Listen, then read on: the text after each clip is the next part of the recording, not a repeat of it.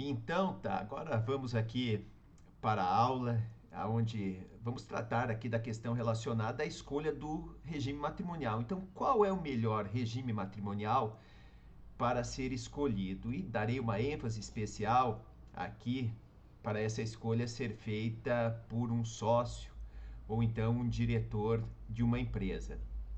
A gente vai ver aqui então, tá? Então, eu já tratei na aula anterior detalhadamente de cada um dos regimes matrimoniais, tá? E aqui a gente vai ver as vantagens e desvantagens de cada um deles. Então, com relação à questão da escolha, vamos começar a tratar aqui da escolha feita aqui, ó, por um critério subjetivo. Então, estão aqui os critérios de escolha, tá bom? Que a gente já vai analisar. E essa questão aqui relacionada à importância da escolha num primeiro momento, tá? Então vamos ver a importância de escolher bem o regime matrimonial antes do casamento. Então, eu divido aqui em duas partes, tá? Tem uma importância frente ao próprio casal e depois tem uma importância frente a terceiros. Vamos começar a ver aqui então com relação à importância frente ao casal. O que acontece frente ao casal? Determina as regras de direito que serão aplicadas ao patrimônio de cada cônjuge e do casal, assim como os poderes para a administração e disposição dos bens. Então vamos pegar dois regimes aqui que são opostos: o da comunhão universal de bens. Os cônjuges vão administrar em conjunto todos os bens, tanto os bens adquiridos no passado, como os bens presentes e futuros. E a disposição também deles, a alienação, a venda desse bem será feita com o consentimento do casal. Então, perante o casal, olha que existe uma proteção entre eles. Ninguém pode vender nenhum imóvel ali, por exemplo, sem a autorização do outro, tá? Agora, no regime oposto da separação de bens, feita de uma maneira convencional, tá?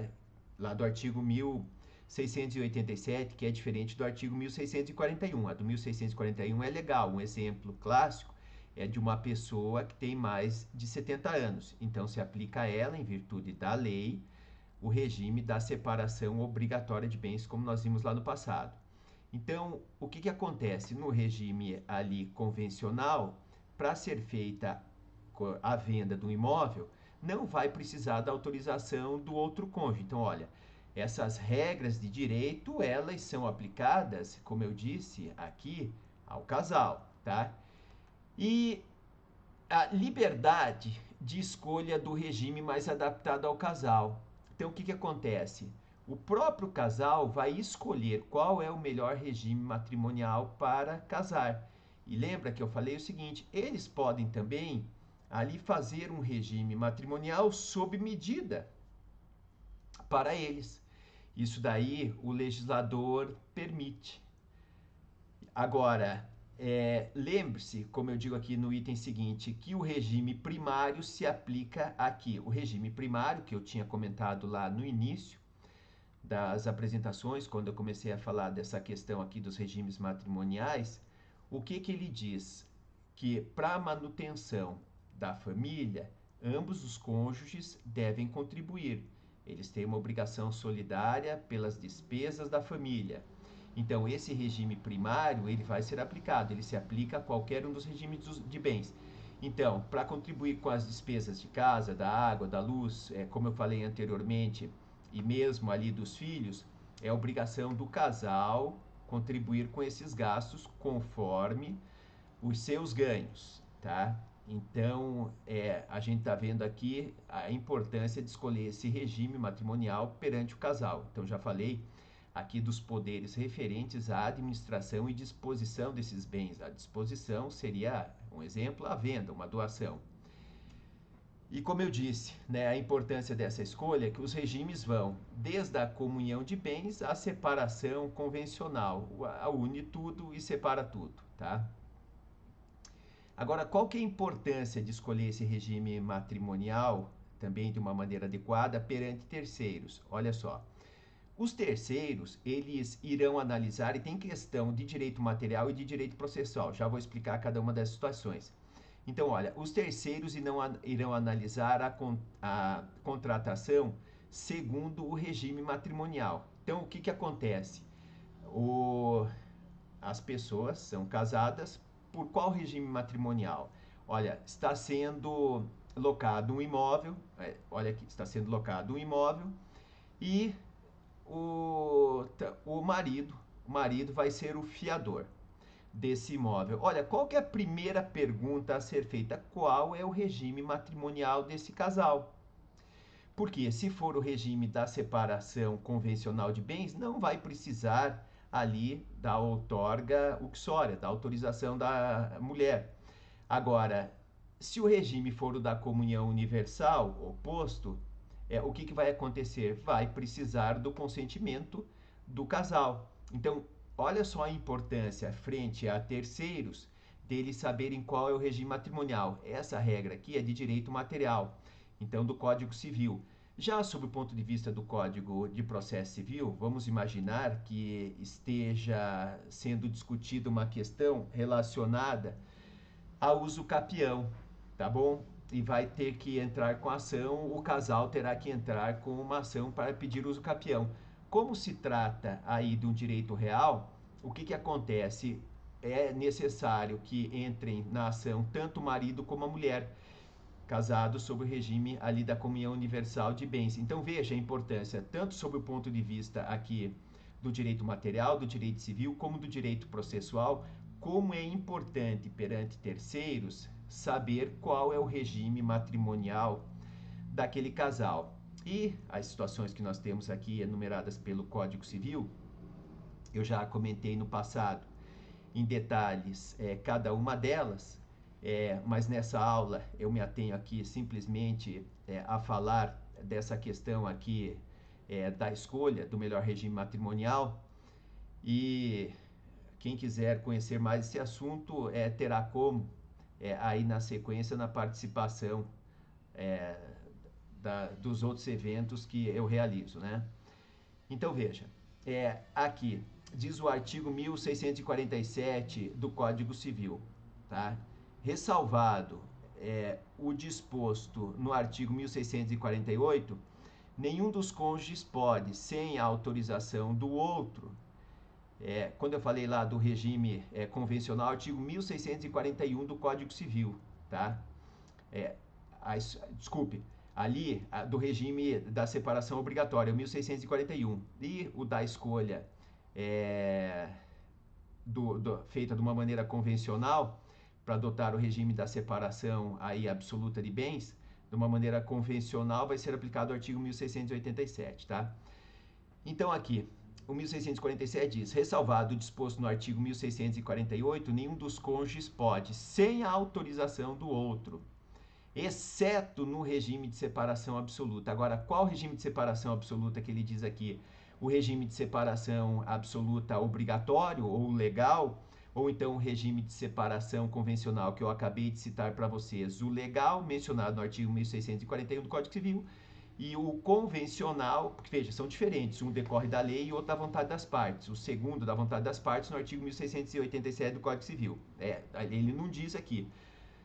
Entenderam?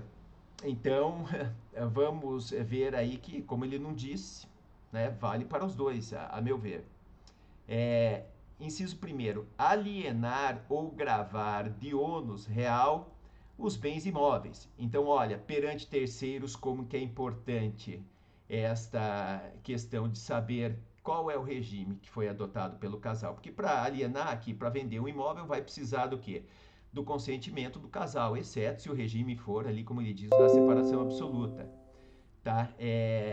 2. Pleitear como autor ou réu acerca desses bens ou direitos. Tá? Olha, eu não estou detalhando os artigos aqui, porque vocês sabem que isso daí faz parte, né, esse detalhamento eu faço, né, em todas as minhas aulas que eu realizo. Então, esse assunto aqui já foi tema de uma aula passada. pleitear como autor ou réu acerca desses bens ou direitos. Inciso terceiro, prestar fiança ou aval. Então, nesses casos aqui, o que vai acontecer? Somente no regime da separação absoluta de bens que não precisa do consentimento do cônjuge. No outro, dos dois, do casal. Nos demais regimes matrimoniais, precisa. Quais são os demais regimes? Participação final dos aquestos, na comunhão universal de bens e na comunhão parcial de bens, que é o regime legal. Tá? Inciso quarto, fazer doações, não sendo remuneratória, né? Remuneratória em virtude, a pessoa lá presta um serviço e faz uma doação para compensar aquilo lá. De bens comuns, usos que possam integrar futura meação. Parágrafo único. São válidas as doações nupciais feitas aos filhos quando casarem ou estabelecerem economia separada. Então tá, a importância de eu trazer esse artigo para cá é justamente demonstrar que os terceiros, eles têm interesse, eles precisam saber qual é o regime de bens que aquele casal adotou para a prática aí de atos que terão, então, relevância perante eles, tá? Então, essa aqui é a importância em conhecer o regime matrimonial frente a terceiros. Agora, eu vou tratar aqui de uma maneira específica da importância da escolha do regime matrimonial para os sócios e diretores. Então, aqui eu trato essa questão de uma maneira especial aos sócios e diretores. Então, o que acontece? A gente vê aqui em cima. A formação do patrimônio do sócio varia segundo a forma como irá exercer sua atividade, com ou sem personalidade jurídica. Olha a importância para o sócio ou diretor ver o regime que ele está adotando ali, aqui para um sócio, o regime que ele está adotando antes de casar. Vamos pegar o exemplo aqui de uma sociedade limitada, tá? E vamos pegar um exemplo do empresário individual. O que acontece com o empresário individual, como eu mencionei ali? Não existe personalidade jurídica, tá? Da atividade ali que ele vai exercer. O que importa isso, essa personalidade jurídica? É que os bens da pessoa física são confundidos com o da jurídica. Então, o credor pode ir lá e penhorar os bens pessoais desse empresário individual. Então, olha, agora já se ele criar uma EIRELI ou uma sociedade limitada unipessoal, ou se ele for sócio de uma sociedade limitada, o que vai acontecer? Esse patrimônio, ele não é o patrimônio, ele tem o patrimônio pessoal dele e tem o patrimônio da pessoa jurídica.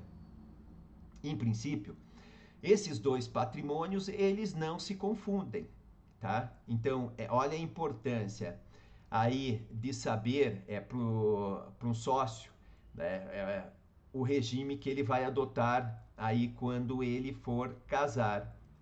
Tá, por que tem importância? Vamos imaginar que ele seja sócio de uma sociedade limitada, tá bom? Ele casou o ano passado e esse ano, então, ele resolveu constituir com outros sócios lá uma sociedade limitada. No ano seguinte, ele acaba se divorciando. O que vai acontecer? Essas cotas sociais, o direito patrimonial, não que a mulher vá virar sócia, mas essas cotas sociais, elas são o quê? Elas são um bem móvel e material. Sob o ponto de vista material, então, a mulher tem o direito patrimonial de metade dessas cotas sociais, sendo o regime da comunhão parcial de bens. Então, ela tem metade do valor daquelas cotas sociais. Quanto vale aquelas cotas sociais? Precisa daí ser feita uma apuração dos haveres. Então, olha a importância do regime matrimonial. Se ele divorciou, ou mesmo no caso, olha só, podia ser o regime da comunhão universal de bens. O que acontece? Se ele tivesse adotado o regime da separação absoluta de bens, daí essas cotas não seriam comunicadas com o cônjuge dele por ocasião do divórcio. Então, olha a importância que tem aqui para um sócio dele casar escolhendo um regime ou outro, entendeu? Então, isso você vai ver, deve ser visto antes do casamento. Ah, é possível modificar o regime matrimonial? É possível, a gente vai ver como lá para frente. Mas o que eu estou mostrando nesse primeiro momento é a importância desse sócio, do acionista de uma SA de capital fechado,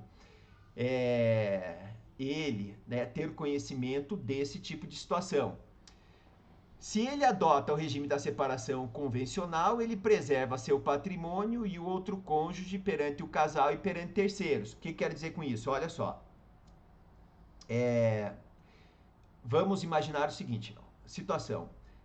A pessoa, estou dizendo aqui o sócio, não estou dizendo qual que é o regime matrimonial que ele escolheu, olha só. O sócio foi lá e praticou um ato ilícito. Ele dissolveu irregularmente uma sociedade e essa sociedade tinha débitos tributários. O credor tributário vai buscar penhorar os bens pessoais deste sócio que era administrador, tá bom? O que vai acontecer? Vai lá e vai penhorar um imóvel, tá? Agora é o seguinte, daí você vai, interrogação. Qual o regime que ele é casado? Olha aqui a importância. Ele é casado sob o regime da comunhão parcial de bens. Não estou falando do bem de família. Faz de conta que ele tem 3 imóveis e o credor fiscal está penhorando não para, está pedindo a penhora não do bem onde ele mora, mas de um outro bem. O que vai acontecer? E esses imóveis foram adquiridos posteriormente ao casamento, então pertencem ao casal. O que vai acontecer? Esse imóvel, olha, ele vai ser penhorado de maneira integral, tá bom? E o que vai acontecer? Vai ser levado a leilão, vai ser vendido. Mas olha aí, faz de conta que foi levado a leilão. O imóvel. Quanto valia o imóvel? R$ 1 milhão. Mas no leilão não vão arrematar por R$ 1 milhão. Vamos imaginar que tenham arrematado por R$ 700 mil. O que vão fazer? 350 vão utilizar para pagar a conta dele e os outros 350 vão dar para a esposa dele. Entenderam? O problema é isso se ela não se beneficiou com valor, com o ato ilícito, tá? Tô dando aqui já deixando claro. Ela não se beneficiou, só ele que praticou aquele ato ilícito. Ela não foi beneficiada de maneira nenhuma. Então é o seguinte, olha a importância do regime matrimonial. Nesse caso aqui, os bens do casal, da mulher ali que não fez nada, também seria atingido. Ela teria um prejuízo, tá? Ela teria, porque é um prejuízo de R$ 150 mil, não é? Entendeu? Ela sobrou a parte dela, mas ela teve um prejuízo ali desse valor. Agora, se o regime fosse o da separação convencional de bens, eles casaram, cada um tem o seu patrimônio. O que acontece? Só seria atingido o patrimônio de quem praticou o ato ilícito, tá? Vamos para essa outra situação aqui, ó. Se adota um regime de comunhão perante terceiros, os bens do casal poderão ser atingidos, né? Entendeu? É isso que eu acabei de mencionar. Por exemplo, se adota o regime da comunhão parcial de bens, cotas sociais adquiridas antes do casamento lhe pertencem e as posteriores pertencem ao casal. Então precisa ser feita aqui essa diferença. Se as cotas foram adquiridas antes do casamento, são bens ali reservados ou bens particulares, tá? Se foram adquiridas posteriormente, pertence ao casal. O problema é que as dívidas posteriores ao casamento também serão comunicadas, né? O que acontece? No regime da comunhão parcial de bens, as dívidas que pertencem ao casal, elas posteriormente, elas serão comunicadas. A gente já viu isso daí com detalhes, né?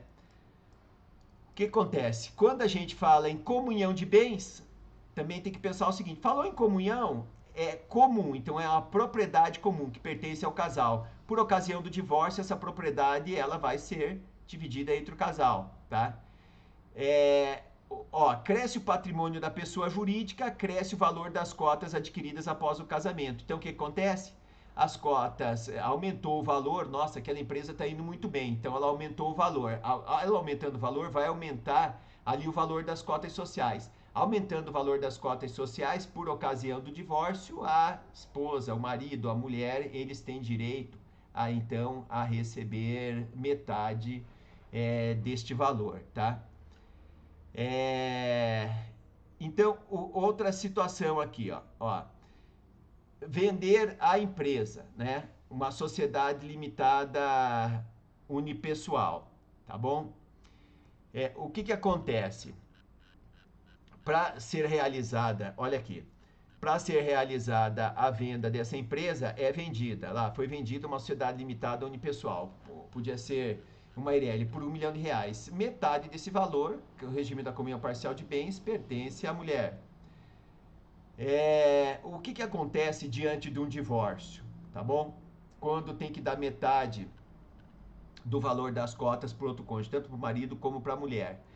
E a pessoa não tem dinheiro, vai ter que acabar lá, como eu menciono aqui, acabando vendendo a empresa para dar metade para ela. Ou então o marido vai pegar e vai adquirir as cotas do outro cônjuge, o marido, a mulher, um cônjuge vai adquirir as cotas do outro. Então veja, escolher um regime onde existe a comunhão de bens tem aqui todos esses problemas para quem é sócio, entendeu? Então tem que saber disso.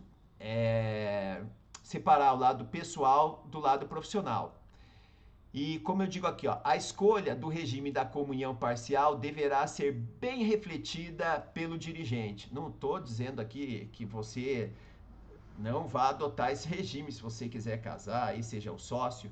O que eu quero dizer aqui são as implicações que nós temos sob o ponto de vista legal. Você escolhe o regime que você quiser.